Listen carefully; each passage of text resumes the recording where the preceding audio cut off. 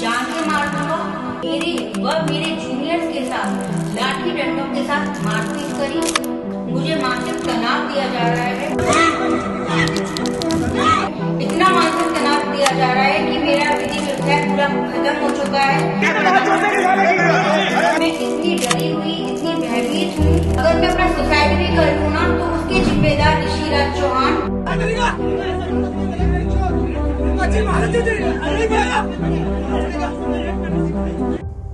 जय हिंद। मैं एडवोकेट तनीषा आगरा दीवानी में पिछले कई वर्षों से वकालत कर रही हूँ। कुछ अधिवक्ता जो गुंडा प्रवृत्ति के हैं, जैसे कि ऋषिराज चौहान, जिनका काम केवल अधिवक्ताओं का चैम्बर घेरना, उस पर कब्जा करना व उनसे चौथ वसूली करना है, जो सेम एक्टिविटी मेरे साथ करने की कई टाइम से कोशिश कर रहे थे।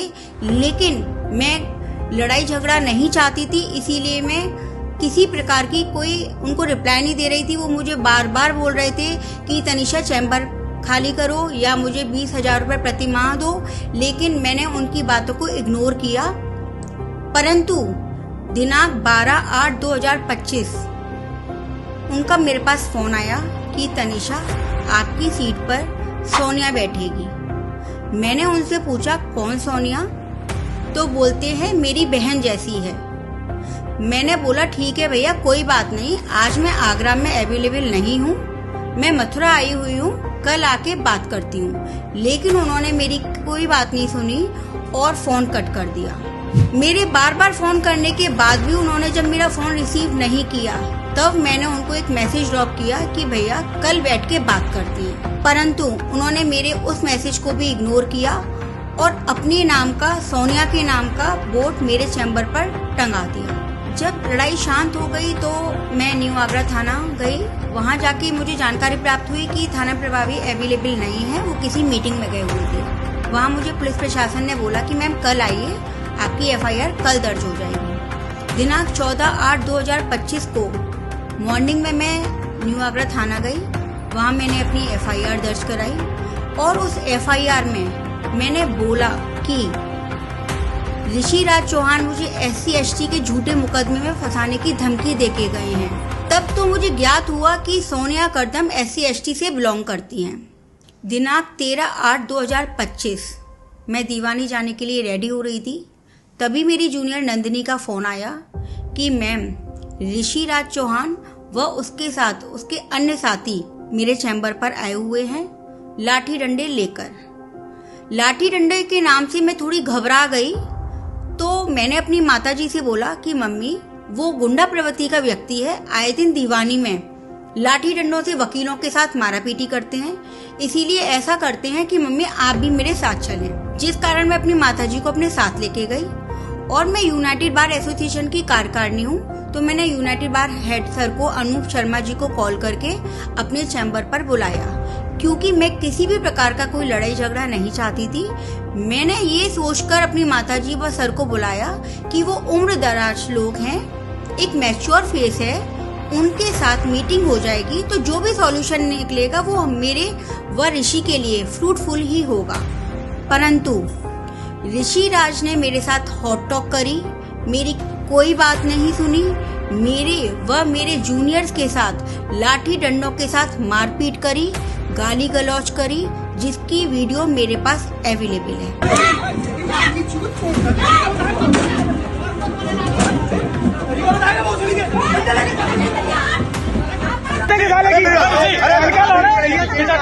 इतनी लड़ाई होने के बाद सीनियर एडवोकेट्स व पुलिस प्रशासन जो दीवानी में 24/7 अवेलेबल रहता है, उन लोगों ने लड़ाई शांत कराई।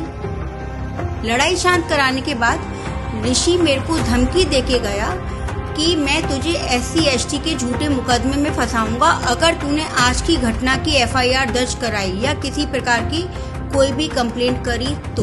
अब मैं आप लोगों को ऋषिराज चौहान की क्रिमिनल हिस्ट्री के बारे में अवगत कराती हूँ।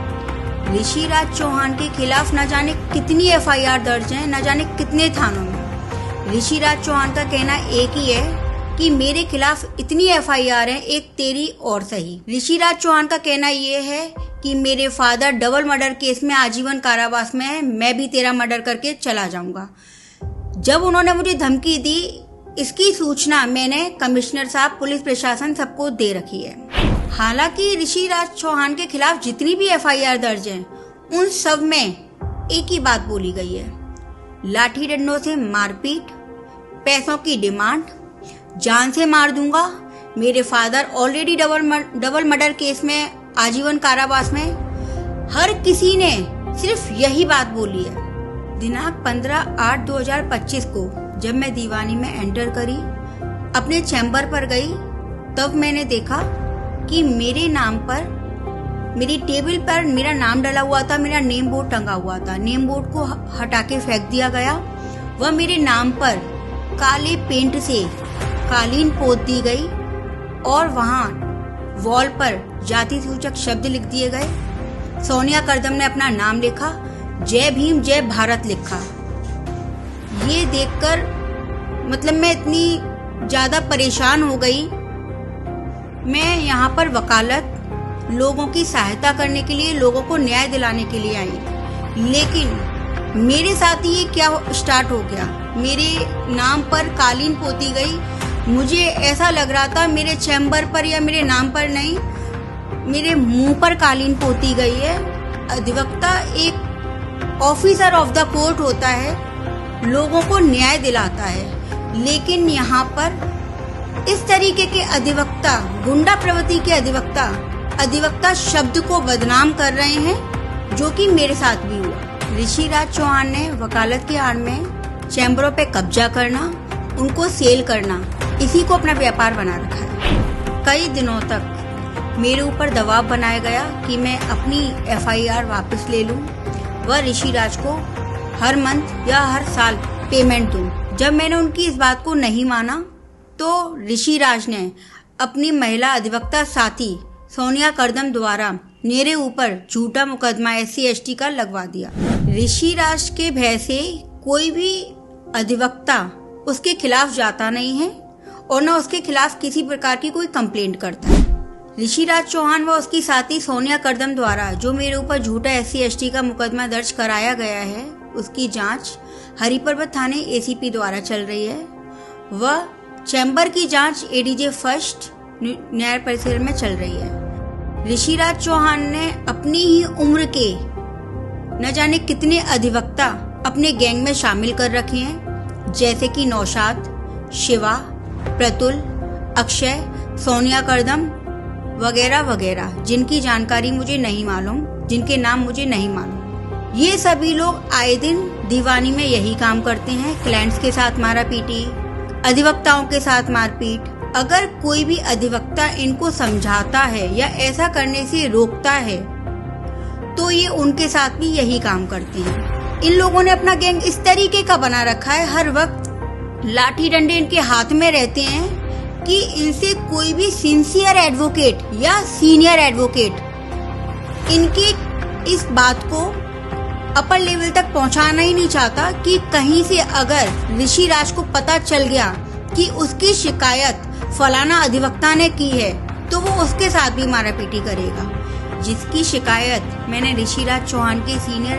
अधिवक्ता ब्रिजेश सिंह जी से की, उनका कहना यही था, ये लोग मेरे कंट्रोल से बाहर हैं, आपको तनिषा जी जो करना है कीजिए, मैं इन्वॉल्व नहीं होना चाहता। इसके बावजूद भी ये मेरी सीट पर जो भी क्लाइंट्स आते हैं मेरे, या मेरा कोई भी अधिवक्ता साथी आता है, उनके साथ बदतमीजी कर रहे हैं, गाली गलौज कर रहे हैं, उनका फ़ोन छीन के ले जाते हैं, फ़ोन छीन के अपने चैम्बर पर ले जाते हैं, वहाँ उनके साथ मारापीटी करते हैं, जिससे वो लोग भयभीत होकर मेरे पास द्वारा लौटकर नहीं आते हैं, जिसके कारण मेरा विधि व्यवसाय में बहुत ज़्यादा प्रभाव पड़ रहा है।